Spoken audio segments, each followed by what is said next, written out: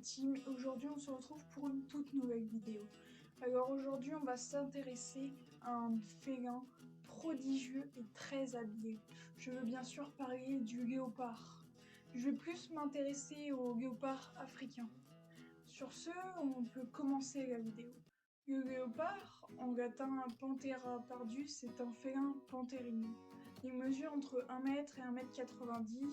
Il a un corps musclé, des pattes puissantes et des griffes rétractiles et très acérées. Elles lui permettent de monter aux arbres. Il pèse entre 30 et 50 kg pour les femelles et 60 à 80 kg pour les mâles. Sa queue mesure entre 0,9 et 1 mètre. Il a une vitesse de pointe de 65 km/h et fait des bonds de 3 mètres de haut et 6 mètres de long. Sa fourrure est tachetée de noir, il a un pelage plus clair sur la partie inférieure. Le léopard rugit. Il vit en Afrique subsaharienne, notamment en Namibie, dans le désert du Kalahari, en Tanzanie, au Kenya ou encore en Afrique du Sud. Son milieu naturel est très diversifié. Il peut vivre dans les forêts, dans la savane, dans les marécages ou encore dans le désert, ce qui en fait un animal qui a une capacité d'adaptation remarquable. Son régime alimentaire est carnivore et il se nourrit principalement de mammifères de taille moyenne comme les gazelles, les antilopes, les phacochères ou encore les impalas. Le léopard est un animal solitaire, comme la plupart de ses cousins. Il est très discret et a une faculté incroyable de ne pas se faire repérer grâce à un pelage qui le camoufle très bien dans son environnement. D'ailleurs, c'est généralement lui qui vous repère avant que vous le voyez. Pour être en sécurité des grands félins dont il est parfois la cible, il se repose sur une branche d'un arbre. Le léopard chasse de préférence à l'aube ou au crépuscule. Il est très puissant et peut terrasser des proies de plusieurs fois sa taille. Il se rapproche discrètement et patiemment de ses proies et bondit sur elles, les saisissant à la gorge. Très agile et très bon grimpeur, le léopard peut hisser sa proie en hauteur sur un arbre pour la mettre à l'abri de potentiels prédateurs. Son territoire s'étend de 30 à 80 km², suivant la disponibilité des proies. Ce félin a donc des prédateurs plus gros que lui, comme le lion, ou encore, quand ils sont en groupe, il peut aussi y avoir les hyènes ou les licans. Sa maturité sexuelle a lieu entre 2 et 3 ans, les chaleurs durent quelques jours et la saison des amours a lieu au printemps. La gestation dure 3 mois et la femelle donne naissance dans d'autres herbes, dans les buissons, dans un arbre creux ou dans une tanière à 1 à 5 à 6 petits, pesant de 400 à 600 grammes à la naissance, et le sevrage a lieu environ 2-3 mois. Le léopard vit de 12 à 15 ans à l'état sauvage et jusqu'à 20 ans en captivité. Maintenant, parlons un peu de la situation actuelle. Une étude en Afrique du Sud révèle que l'espèce aurait perdu 44% de sa population entre 2012 et 2016. Depuis 2008, les chiffres sont tombés de 10,73 léopards pour 100 km² à 3,63. La disparition massive de cette population est due aux activités humaines et illégales. Bien que l'Afrique du Sud ait interdit de tuer les léopards, un large phénomène de chasse de l'espèce reste à oublier. Mais ce sont surtout les éleveurs de bétail qui représentent un danger pour l'espèce. Voulant protéger leurs troupeaux, ils n'hésitent pas à placer des pièges, à les empoisonner ou même les abattre. À ce jour, il ne resterait plus que 4500 individus en Afrique du Sud. L'espèce est considérée comme vulnérable par l'Union internationale de la conservation de la nature, qui classe les espèces en fonction du danger d'extinction auquel elles sont exposées. Le gouvernement, comme les scientifiques, s'accordent pour dire qu'il est urgent de trouver des solutions non létales pour rendre la cohabitation possible. Parmi les 9 sous-espèces de léopards, le léopard d'Afrique est le plus répandu. La population globale serait estimée à 720 000 individus. Les chances de sauver l'espèce d'une extinction sont donc encore saisissables, à la condition d'étendre et d'intensifier les mesures de protection. De plus, entre 2008 et 2018, l'Afrique du Sud a exporté 1 millier de trophées par an aux États-Unis, en Chine, en Russie ou encore en Europe.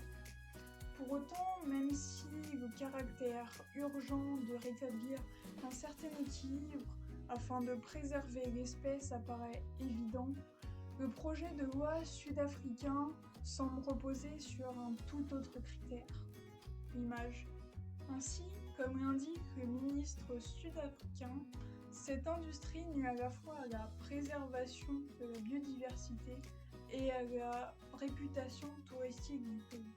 Par ailleurs, si le projet est voté, il ne concernera pas la chasse dite légale et encadrée d'espèces emblématiques permises par le cadre réglementaire.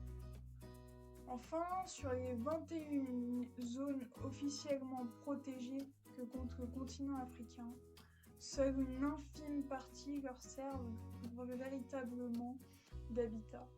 Les moyens financiers et humains déployés à l'heure actuelle sont encore largement insuffisants. Maintenant, parlons un peu des menaces qui pèsent sur les léopards. Au cours des siècles passés, la peau du léopard constituait une parure très convoitée, rendant la chasse aux félins particulièrement rentable. L'UICN estime que de 1976 à 1990, près de 86 000 peaux de léopard étaient négociées chaque année. Grâce aux mesures de protection et d'information, le comportement d'achat a pu être modifié et la demande s'est effondrée. De plus, la chasse aux trophées accentue considérablement la perte de biodiversité.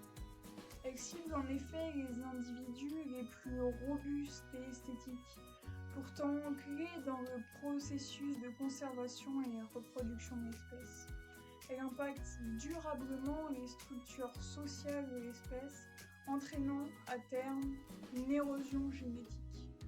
En somme, la chasse aux trophées mène à une réduction de la population d'animaux sauvages, de leur santé et de leur capacité à résister aux aléas de la vie sauvage. Enfin, il existe un fléau tout nouveau, celui des réseaux sociaux et du fait que les gens veulent faire pareil. Il va y avoir deux conséquences principales à tout ça.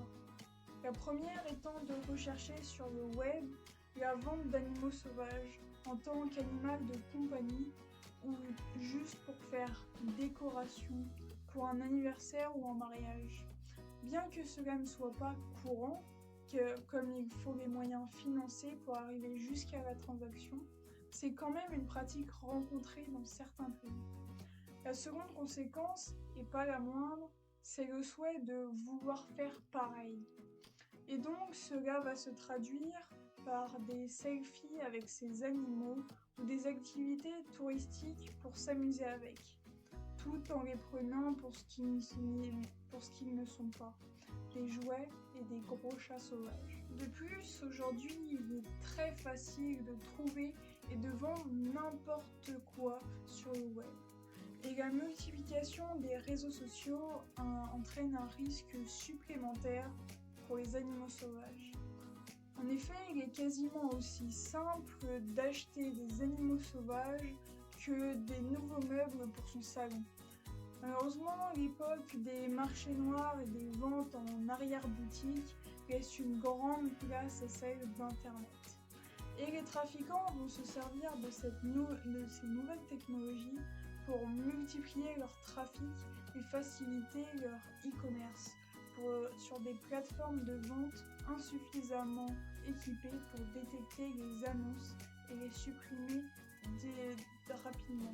Cependant, il existe des avantages à la présence du léopard. Nous pouvons prendre l'exemple de la ville de Bombay en Inde, qui est l'une des villes les plus peuplées au monde. Mais autour du parc national Sanjay Gandhi, un écosystème particulier s'est formé.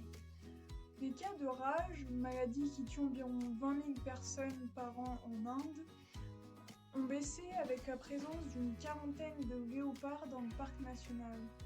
La raison est simple, ces félins tuent et se nourrissent de chiens errants porteurs de la maladie. Des études ont montré que dans ce parc, le régime alimentaire des léopards est principalement constitué de chiens, mais qu'ils se nourrissaient aussi d'animaux sauvages présents dans le parc, comme les sangliers ou les cervidés.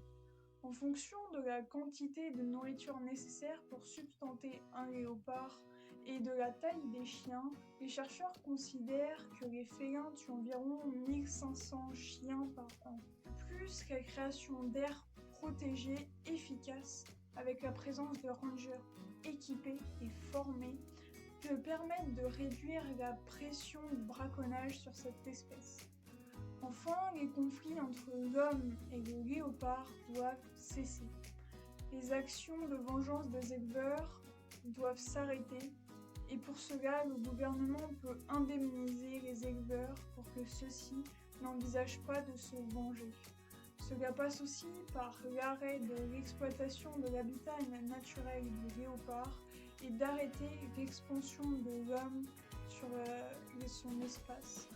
Bien qu'il ait une grande capacité d'adaptation, un jour cette espèce ne pourra vivre nulle part tellement que l'homme aura occupé son territoire. Après, citons quand même quelques améliorations. Tout d'abord, l'Union européenne est intransigeante vis-à-vis de la chasse aux trophées. Effectivement, elle veut interdire les importations de trophées, qui semble le seul moyen le plus efficace pour réduire la surexploitation des espèces sauvages locales. D'ailleurs, un sondage conduit par Samantha Comres en 2021 indique que sur l'ensemble des pays européens, 80% des individus questionnés s'opposaient à ce type de chasse et soutiennent l'interdiction d'importer les trophées. Les chiffres sont tout aussi encourageants lorsque ces vastes sondages sont conduits aux États-Unis, en Suisse ou encore en Afrique du Sud, où 96% des personnes interrogées sont favorables à une interdiction totale des importations. Ces résultats prouvent surtout que la chasse aux trophées ne se perpétue plus qu'au profit d'une division malsaine entre sociétés et groupes de riches privilégiés et aux dépens des animaux. Nous savons que le trafic d'espèces sauvages, animales et végétales a un rôle économique important, car il génère beaucoup d'argent et c'est aujourd'hui une source financière importante pour de nombreuses organisations terroristes. Toutefois, il faut noter que suite à la pression des différentes organisations internationales, certains États ont pris des dispositions. En 2016, le Kenya a détruit tout son stock d'ivoire. Les États-Unis et la France ont interdit le commerce sur leur territoire. Hong Kong doit faire la même chose cette année et la Chine s'y est engagée sans donner de date précise. Même si de nombreux États ont fait le nécessaire sur les bases législatives et réglementaires, il manque les moyens pour arriver à mettre en application ces lois. Donc les sanctions encourues sont faibles et pas toujours appliquées, si ce n'est que des amendes. Il faudrait des services répressifs avec les moyens nécessaires et un système de justice pénale, mais également une volonté politique de réduire la corruption. De plus, les trafiquants sont généralement très organisés avec de nombreux moyens financiers et matériels et n'auront aucun scrupule à pénétrer sur les zones naturelles et protégées jusqu'à même tuer les opposants et défenseurs des lieux. Ces trafiquants sont une véritable armée à eux seuls. Enfin, il y a une grande volonté des géants du web de stopper tout ce trafic en ligne, notamment avec la Global Coalition to End Wildlife Trafficking Online. C'est une coalition internationale qui regroupe des entreprises technologiques de commerce en ligne, ainsi que des réseaux sociaux comme Google, Facebook ou encore Instagram. Le but étant de stopper en amont les trafiquants en supprimant les annonces avant qu'elles soient publiées. De plus, plus, les grandes marques participent aussi à mettre un frein à ce commerce illégal qui tue des millions d'animaux, notamment pour la fourrure. C'est la marque Valentino qui a rejoint le mouvement en déclarant stopper l'utilisation de la fourrure à compter de 2022, tout comme Prada ou Jean-Paul Gaultier l'ont fait. Avant la fin de la vidéo, je voulais vous parler du WWF et de son travail pour les léopards, en particulier pour protéger son habitat.